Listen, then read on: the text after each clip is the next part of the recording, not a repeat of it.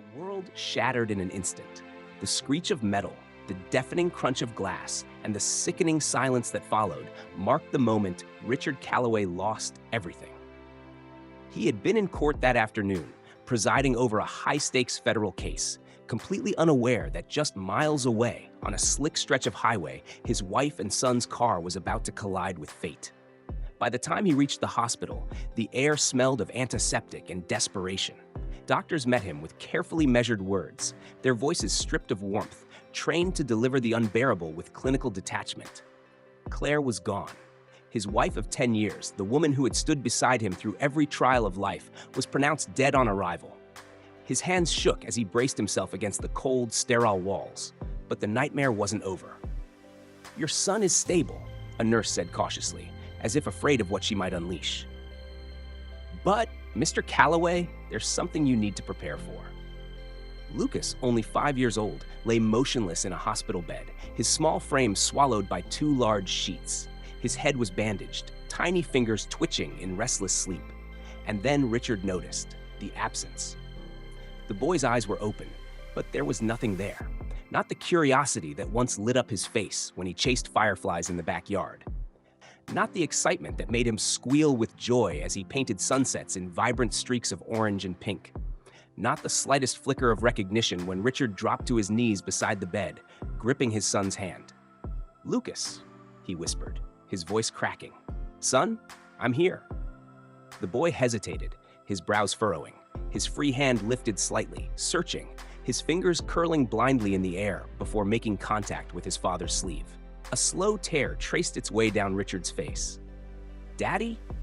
Lucas murmured, his voice laced with confusion. "It's dark.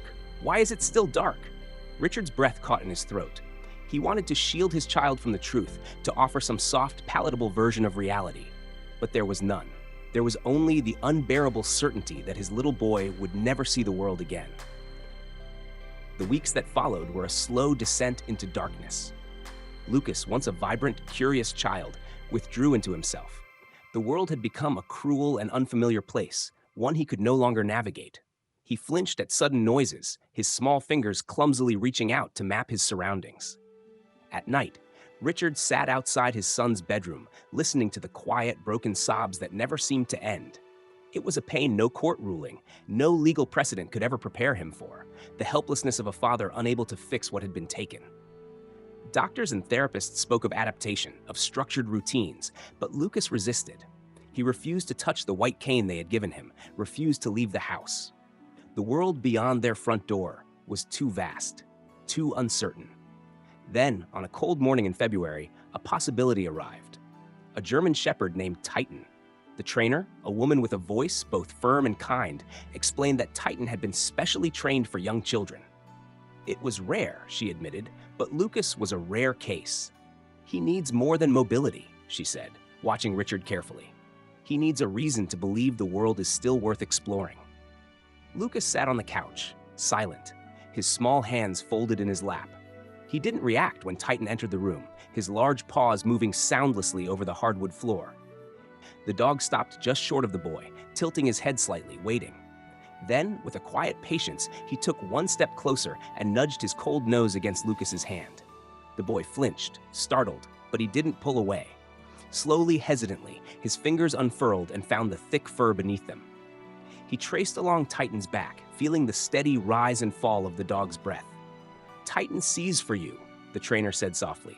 "He'll never leave your side." For the first time in months, Richard saw something flicker across his son's face. Uncertainty, yes, but something else. A quiet, tentative hope.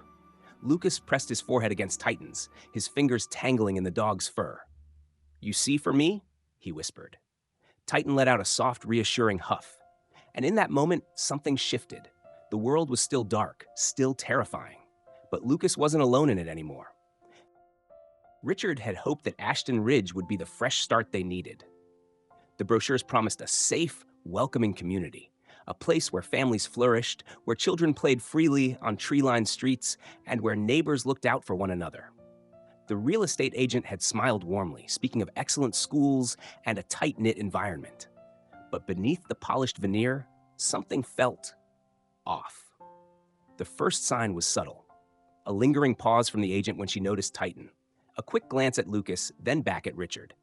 Perhaps, she suggested with careful hesitation, it would be best if I spoke with the Homeowners Association before finalizing your offer. Richard frowned. Why? She hesitated. Well, Ashton Ridge has certain, community standards. The words settled in his chest like a warning, but Richard brushed it aside. He wasn't looking for special treatment, just a place where his son could heal. So he signed the paperwork, unpacked their belongings, and tried to believe in the promise of a new beginning. For the first few weeks, everything seemed fine. Lucas adjusted to the layout of their new home, carefully counting his steps between rooms with Titan's steady guidance. His occupational therapist visited 3 times a week, working with him to navigate the house, build confidence, reclaim a fraction of the independence he had lost. And then, on a mild Saturday morning, something remarkable happened. "Daddy," Lucas said over breakfast, gripping Titan's harness with newfound determination. "Titan and I want to go outside today." Richard nearly dropped his coffee. It was the first time his son had willingly wanted to explore beyond the safety of their home. He swallowed the lump in his throat and nodded. "Okay, buddy, let's do it."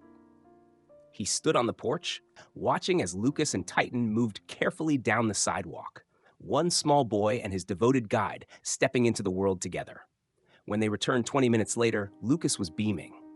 "Titan showed me everything, Dad. He stopped at the curbs. He found our driveway. I did it." Richard barely held back tears. Maybe, just maybe, they had made the right choice moving here.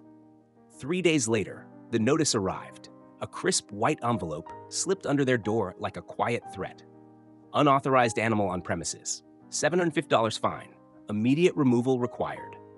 Richard read the words twice, disbelieving, and just like that, the dream of a new beginning crumbled. Richard stood in his kitchen, gripping the violation notice so tightly that the edges crumpled beneath his fingers. His pulse pounded in his ears. He had expected some resistance, curious glances, maybe a few hesitant conversations about Titan's presence. But this? A fine? A demand for removal? It wasn't just a misunderstanding. It was a declaration of war. He wasted no time. That evening, he gathered every piece of documentation he had. Titan's certification as a service animal, letters from Lucas's doctors, legal references to the Americans with Disabilities Act, ADA, and requested an immediate meeting with the Homeowners Association Board. If they wanted a fight, they were about to get one. The next night, he walked into the Ashton Ridge clubhouse, his legal training kicking in as he scanned the room.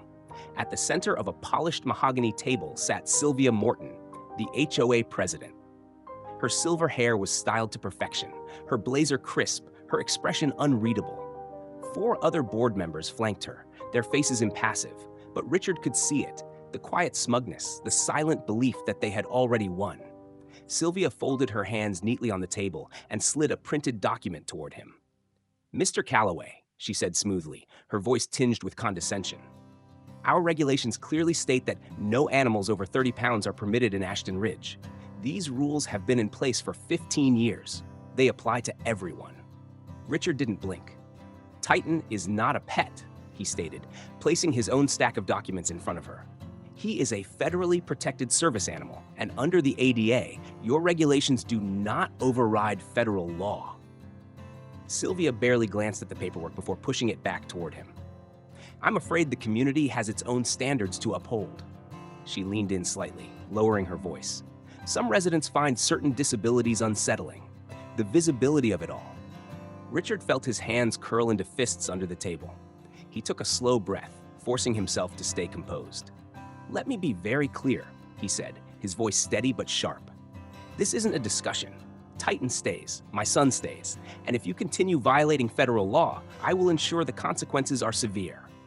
A flicker of irritation crossed Sylvia's face, but she recovered quickly, offering a tight-lipped smile. "Well, Mr. Calloway, we'll just have to see about that." As Richard left the clubhouse, he could feel it, the shift in the air, the silent battle lines being drawn. Sylvia Morton wasn't backing down, but neither was he. The harassment started subtly, like a shadow creeping beneath the door. At first, it was the security cameras, installed under the guise of enhanced community safety, but suspiciously angled toward Richard's home. Then came the anonymous complaints, calls to animal control, claiming Titan had shown aggression toward children. Each time, the inspectors left with the same conclusion. Titan was a professionally trained service animal, impeccably behaved, incapable of unprovoked aggression. But the accusations kept coming, a steady drip of fabricated concern. Richard wasn't naive. He knew Sylvia Morton was orchestrating it all. He had spent 2 decades in a courtroom, dismantling manipulations more sophisticated than this. But this wasn't just about bureaucracy. This was personal. Then, the bikers arrived. It was a quiet Sunday morning when Richard first noticed them.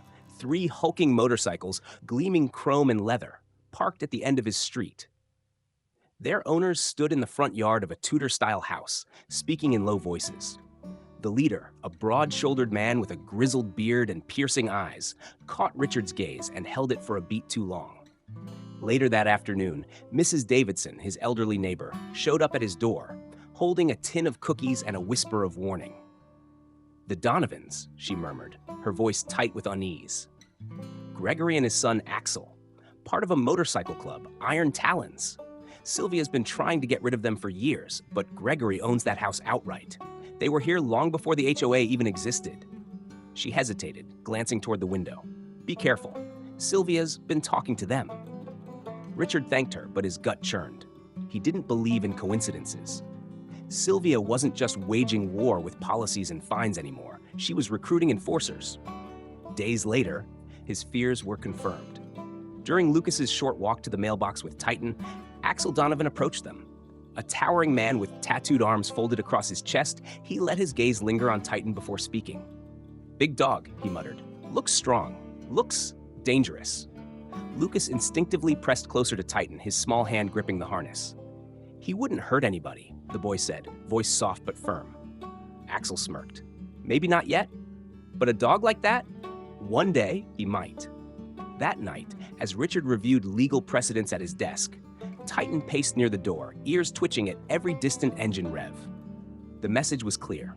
Sylvia Morton wasn't just playing politics anymore. She was preparing for war. The morning felt wrong from the moment Richard stepped outside. The air was thick with an unnatural stillness, the kind that precedes a storm. As he locked the front door behind him, preparing to leave for court, a low, guttural rumble of motorcycle engines sent a ripple of unease down his spine. He turned, and his stomach dropped. 4 motorcycles idled at the curb, their riders dismounting with slow, deliberate movements. Gregory Donovan. Axel. 2 others Richard didn't recognize. Across the street, Sylvia Morton stood in her driveway, arms crossed, her expression one of quiet triumph, and in the middle of it all, Lucas and Titan trapped. His son was on the front lawn, small and defenseless, his tiny hands clutching Titan's harness. But Titan was tense, ears pinned back, body coiled, sensing the danger that Lucas couldn't see. One of the bikers, a man with a skull-patterned bandana covering his mouth, stepped forward and yanked Titan's leash. "The dog's coming with us, kid," he growled. Lucas let out a small, strangled cry. Titan pulled back, a low warning growl rumbling deep in his chest. Richard's body moved before his mind had fully processed what was happening. In a matter of seconds, he was striding toward them, voice cold, controlled, but deadly. "Let go of my son's dog, now." The biker holding Titan's leash didn't move. Instead, he exchanged a glance with Gregory, waiting for confirmation. Sylvia took a step forward, her lips curling in mock sympathy. "Mr. Calloway, this has gone on long enough. Your dog is a liability. We've received complaints, and the HOA has voted for removal." Richard barely heard her. His gaze was locked onto Lucas, his small face pale with terror. His son's world was already nothing but darkness, and now they were trying to take the only thing that gave him independence. His patience snapped. He reached into his jacket, pulled out his federal judge credentials, and held them up for everyone to see. "I suggest you think very carefully about your next move." The tension in the air shifted. Officer Bryant, the neighborhood security officer, hesitated. He had been standing idly by, but now the weight of Richard's authority settled over him like a vice. Gregory's face darkened. Axel shifted uneasily. Sylvia's smirk faltered. Richard took a step forward, voice razor-sharp. "Titan is a legally protected service animal under the Americans with Disabilities Act. If you attempt to remove him, You are violating federal law." Silence. Then, without warning, Lucas's trembling voice cut through the moment like a blade. "Daddy, please. I can't see without him." A crack formed in Gregory Donovan's hardened expression, a flicker of doubt. Sylvia saw it too, and for the first time, Richard watched as she realized she had miscalculated. The fallout came swiftly, like a dam bursting under years of built-up pressure. The moment Richard invoked federal law, the neighborhood's once unshakable fear of Sylvia Morton began to crumble. Whispers turned to murmurs, murmurs to outrage. And then, as if fate itself had grown tired of her reign, the truth finally surfaced. It started with Rhonda Donovan. She arrived at Richard's doorstep that evening, her usual air of defiance tinged with something graver. She wasn't alone. Behind her stood Gregory, his towering frame stiff, hands clenched at his sides. "We need to talk," Rhonda said, her voice taut. Richard led them inside, barely managing to process what was happening before Gregory dropped a thick folder onto the kitchen table with a heavy thud. "We looked into Sylvia," he muttered. "She's not who she says she is." Richard frowned. "What do you mean?" Rhonda opened the folder, revealing a stack of aged documents, faded hospital records, and, most damning of all, a legal name change petition. "Her real name is Ellen Prescott," she revealed. 20 years ago, she had a son, a disabled son." The words hung in the air like a guillotine. Richard's breath caught. "She abandoned him," Rhonda continued, "institutionalized him as an infant, changed her name, moved across the country, and rebuilt her life as if he never existed." Gregory exhaled sharply.